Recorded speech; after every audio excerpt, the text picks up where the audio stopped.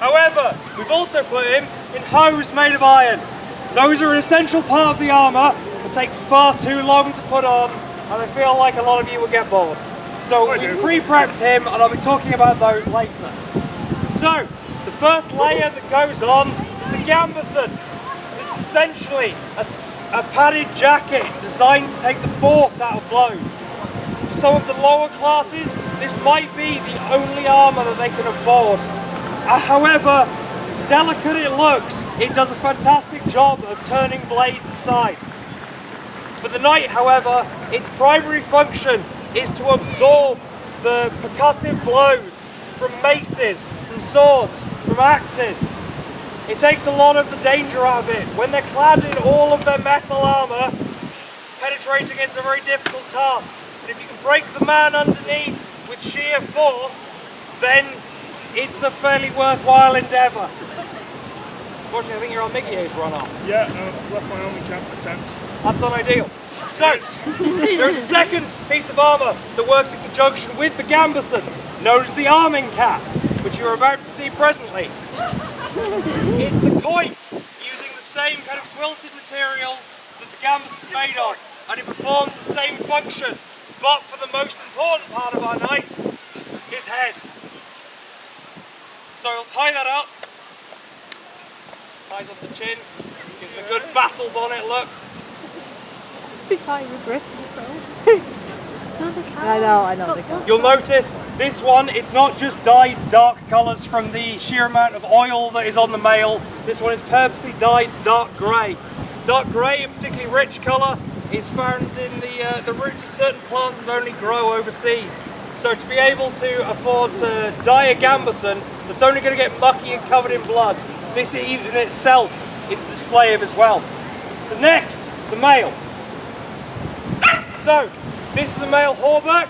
You'll notice it has an integrated coif on the top, the hood that goes over his head. It then has male hand flaps on that cover right down to his fingertips. In conjunction with the hose that we had pre-prepared and put on him already, you'll notice that he is covered from foot to head to toe. There we go, that's the way around that goes.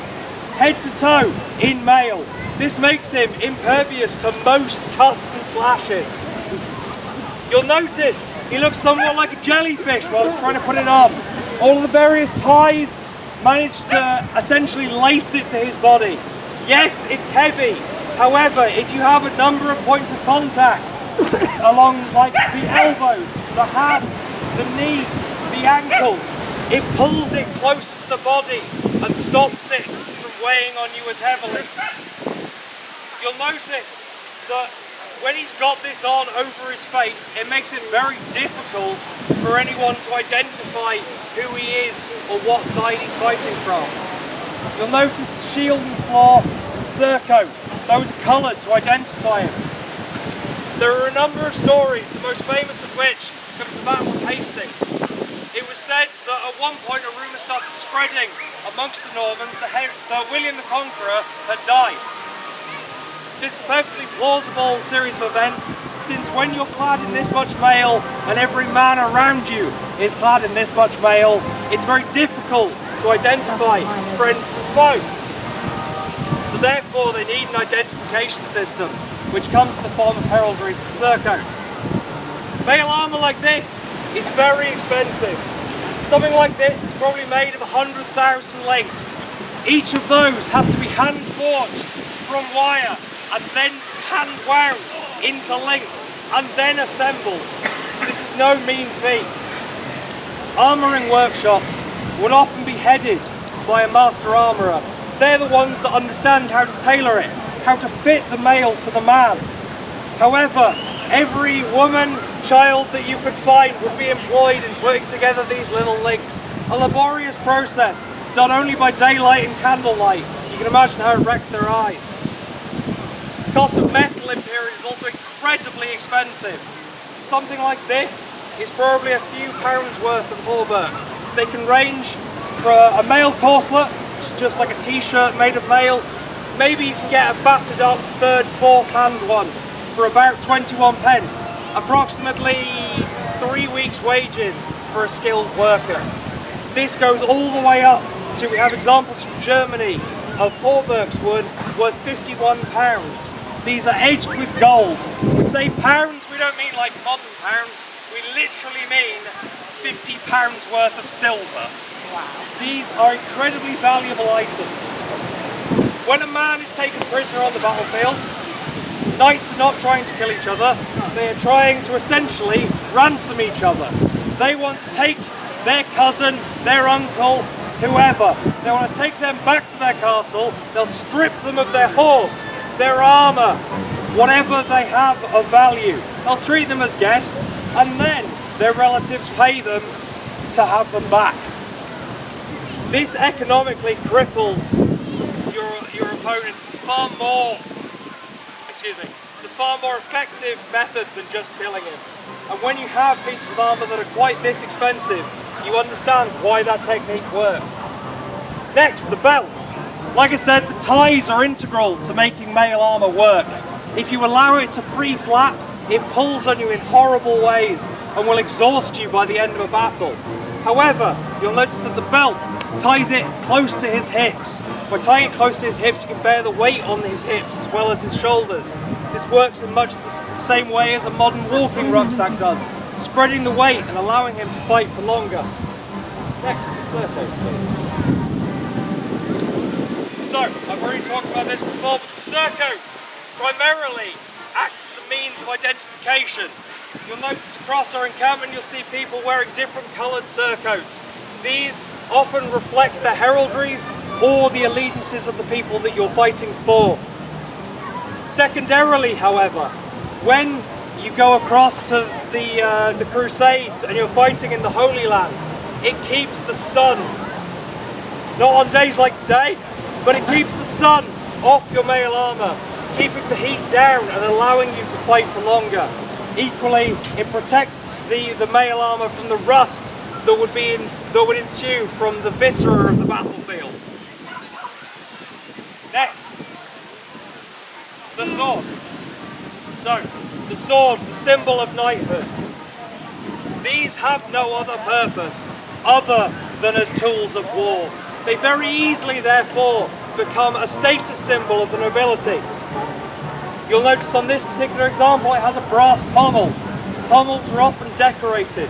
Since they lie behind the hand on the battlefield, you can decorate them to your heart's content with little risk that they're actually going to be damaged.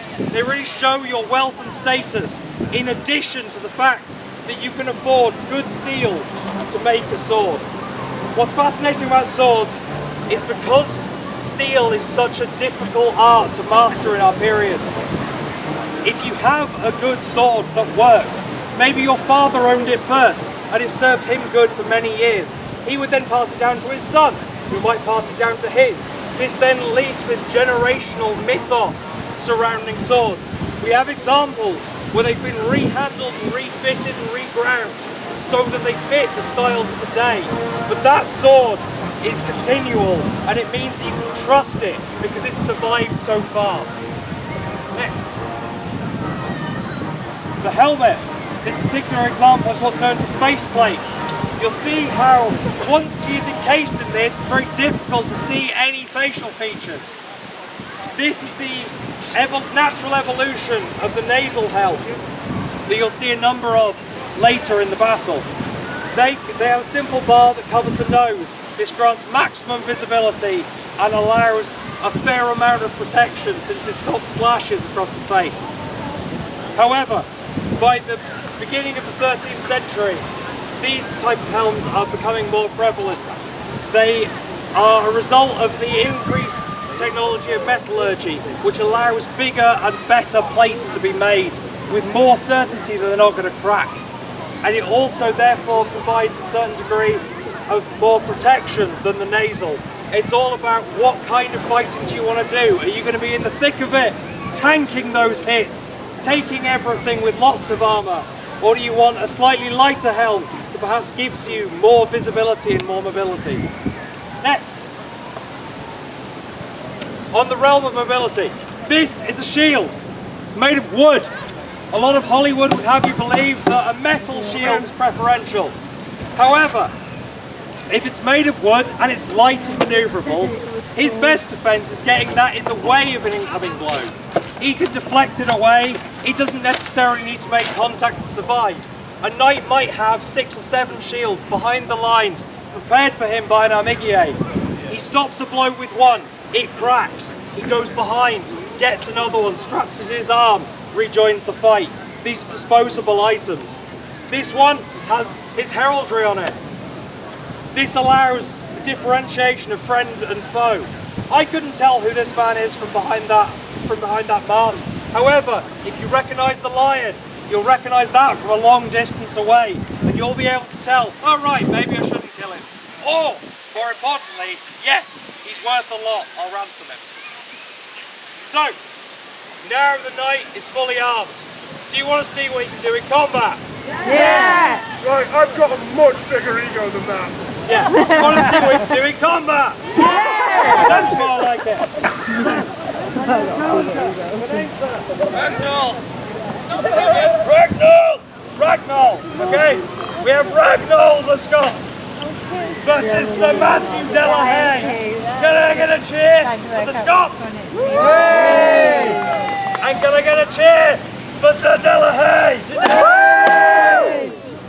They're going to fight 3 rounds for you this afternoon. Gentlemen, allez!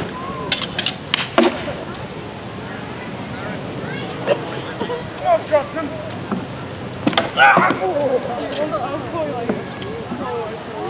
Oh, nearly got them. Not quite. You got him, no. Come on. You don't necessarily need to kill your opponent in order to make him yield. A simple hand hit and the fight goes to Delahaye. Gentlemen, round 2.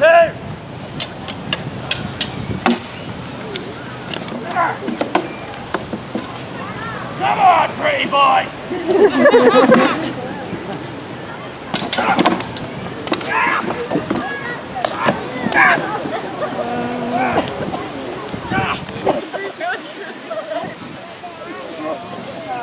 For firm defeat this time, ladies and gentlemen. Can the Scotsman regain his honour in the final fight? Give Ragnall the cheer! That's all you've got for him. Give Ragnall a cheer!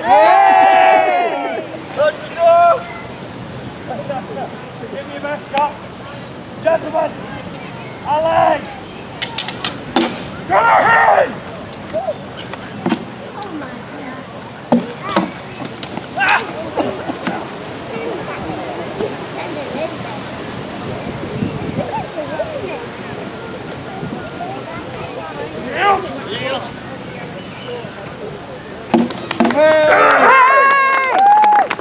So, you can see the effectiveness of all of the armour that we've talked about today. It wasn't by pure coincidence that this came together. It was a number of decades of fine-tuning evolution that brought us to this. So give a final cheer for Ragnall the Scot!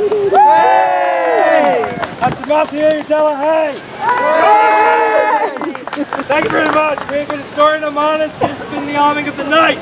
Please come back on the hour for the final tournament of the day. Thank you very much.